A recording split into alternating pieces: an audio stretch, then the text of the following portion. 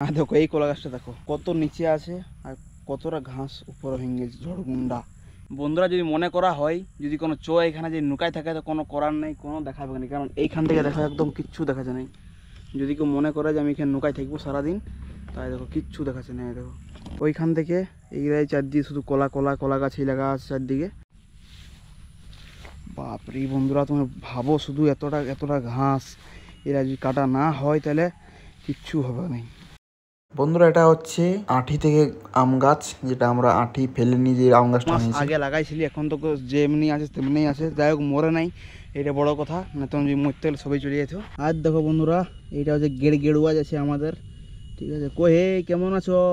আর দেখো বন্ধুরা এখান থেকে আমাদের আম গাছ শুরু হয়ে গেছে, কলম করা আম গাছ, তার মধ্যে দেখা যাক কতটা মরেছে কতটা বাঁচিয়ে আছে।